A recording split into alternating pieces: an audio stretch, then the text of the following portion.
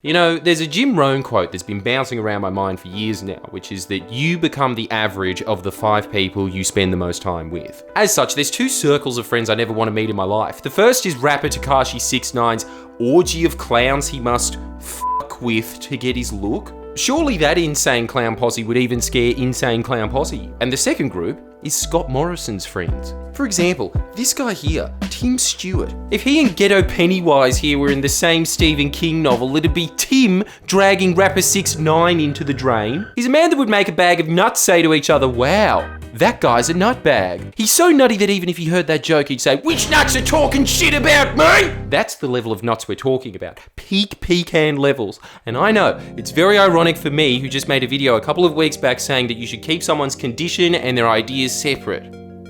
But there's a limit. Surely even if you think climate change is a hoax, I think we can all agree that there is a different level of crazy to belong to an organisation that thinks that Jacinda Ardern organised the Christchurch shootings. What even is your argument for that? Well, maybe she did. I wasn't at a cabinet meeting. That's the kind of stuff this conspiracy group called QAnon believes in. They are the Pizza Hut all-you-can-eat of wacko ideas, as they sprung up from Pizzagate.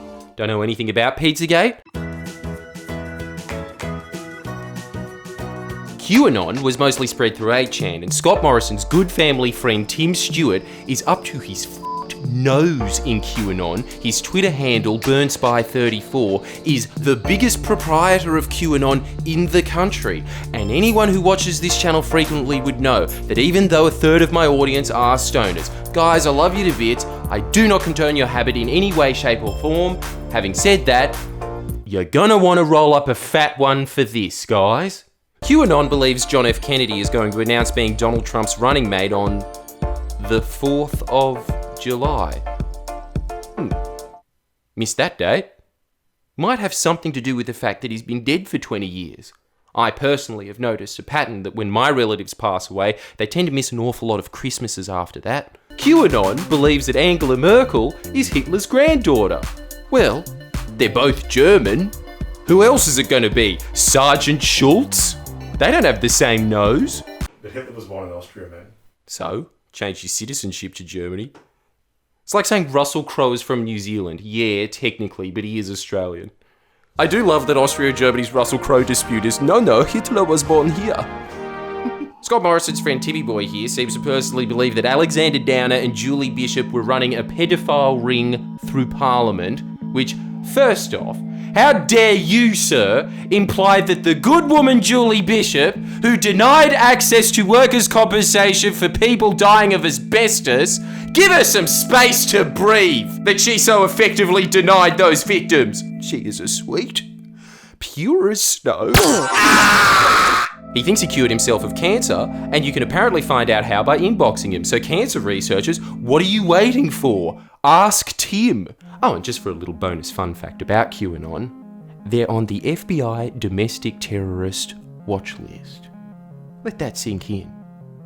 Tim, Scott's good drinking buddy, is the biggest proprietor in the country of an organisation that is a domestic terrorist threat in the US. It's a bit odd for a world leader. It'd be like if the Bushes and the Bin Ladens were good friends, and, well, it's not the best example actually, but you get the picture. Now, to be fair, and honestly the only reason I am being fair is because I'm scared of getting sued again, but The Guardian published an article who, by the way, I was given the same briefing The Guardian was, but when I read their article, I was so bored I had to reread it 6 times like it was looking for Alabrandy in Year 8 English. It was like they traded in bungee jumping tickets for a bus ride to Tamworth so they could do the nut bush. I mean, it's still got a jump in it, but why would you do that? It was boring as f***. Apparently the reason is because the Prime Minister's office pressured The Guardian not to publish the story. So, hats off to them, I suppose, for publishing it anyway, but at the same time, cucks. It was so milquetoast it was still bread. They went on to publish Tim's words, unchallenged. I've never spoken to Scott about anything of a political nature. I'm not an advisor. The idea of me talking to him about this, it's just not true. You know what I've learned from looking at another conspiracy theorist's fat head for way too long? T-shirts on sale now at friendlyjordies.com. Every time he said, well, that's absolutely not true. No, that's not true. That's just not true. It's just not true. It was true. This is a conversation Tim had with a guy who claims that he hacked into the government's databases. Ooh. Neo from the Matrix has really let himself go, hasn't he? After reading through his official hacking report that made no sense to me at all, at first I thought it was just because I'm stupid, but when you click onto it on his website, this music starts automatically playing like it's a MySpace account.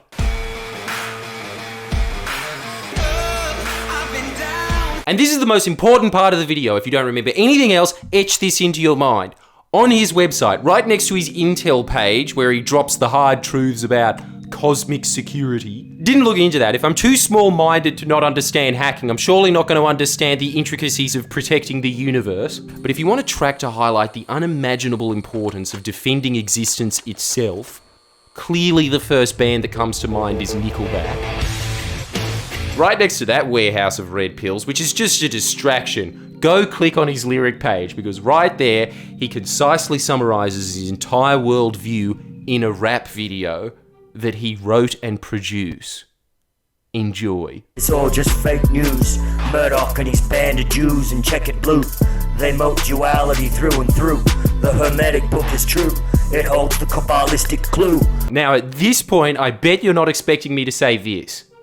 It gets weirder. Scott's mate Tim and Protector of the Universe here were introduced to each other by a minor celebrity in Hollywood who appeared in Terminator Salvation, who is now dead because he jumped off a bridge thinking the CIA was chasing him.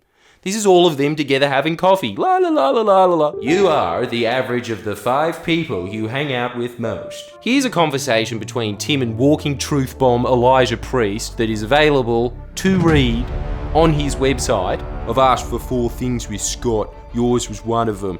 Let's compare that to Tim in The Guardian. I have never spoken to Scott. Massive connection with Scott tonight. We're moving fast, mate. We can't force, but he is awakening. About anything of a political nature. Awakening is to QAnon's audience what the word cringe is to PewDiePie's audience. It is ingrained in their DNA. Their book is called QAnon, An Invitation to the Great Awakening.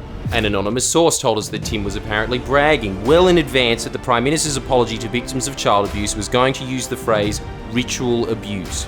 This is another term like awakening. It is a QAnon and 8chan dog whistle, and lo and behold, 6 minutes in, the crimes of ritual sexual abuse, which caused QAnon nuts to do what they do best, go nuts. Yet, the idea of me talking to him about this, it's just not true. Clearly midlife crisis Neo tried to use Tim to get to the Prime Minister. It is on his fucking website. Tim constantly acknowledges that he's working on Scott. And furthermore, from an outsider's perspective, it looks pretty cut and dry that Scott Morrison has been influenced by Tim. He uses QAnon jargon in parliamentary speeches. Yet The Guardian goes on to write, there is no suggestion that the family's close relationship has influenced Morrison or that burnt spy poses a danger. What? We have the real-life answer to Chief Wiggum's question. Hey, I told you, you don't get your gun until you tell me your name. I've had it up to here with you, rebels! That's basically Tim Stewart. Australian 8chan royalty. 8chan. The site that fostered the Christchurch shooter and then unironically celebrated his massacre. As such, the Morrison government banned 8chan, yet Scott Morrison is drinking buddies with that modern-day Rasputin that crawled out of that very digital swamp. Tim stays at Kirribilli House. He possibly even briefs Scott when he goes to the US. Tim, a prominent promulgator of a US domestic terrorist threat. Can you imagine if this was a Labour government? The press tried to argue for months that Kevin Rudd was unfit to govern because he lost his temper on a plane. Michael Daly was torn to pieces because, oh my god, he dared utter that on average Asians are more educated than Australians. As if that point can't be easily gleaned from watching Australia's brainiest kid. But when it's a Liberal Prime Minister that's involved in a scandal that isn't cheap, genuinely compromises national security. Apparently all he has to do to shut it down is to say to the Canberra Press Gallery, don't report on this, and they obey. That's the country we live in now. A nationwide nut house, run by a Prime Minister that was brought to you by the OG 4chan, and apparently is informed by 4chan on steroids, and yet you hear nothing in the press about it bar a timid online headline that in all honesty probably shouldn't have been written, as it makes this federated lunacy seem fine. fine. The president of Korea was impeached for a similar level of nutbaggery, but oh no, because there's a Liberal Prime Minister, none of that. Oh, okay. Would you prefer more stories about how you're just a down-to-earth, everyday bloke, you god-bothering, tongue-talking freak that has a real-life worm tongue in your ear? Yeah, go to Sharkies! I don't know what to do. I know that when you're concerned about someone's mental well-being, you're supposed to ask them, are you okay? Should we start with that? If the press isn't going to report on this, can we at least get the hashtag going, hashtag are you okay, Scott? How is the bizarre Christian cult you're a part of and the QAnon 8chaner within your personal inner circle that is, not just in the US government's opinion, your own opinion, an internal threat? Keeping you up to date with Jacinta Ardern's plots and imagined pedophile rings, is he? You good? Yeah? Are you okay, Scott? Like this video and share it anywhere you can, because this is nowhere near the realm of normalcy. I should never have even fathomed, let alone have to say the following sentence. 8chan has infiltrated the lodge. Please share and comment below. Comment.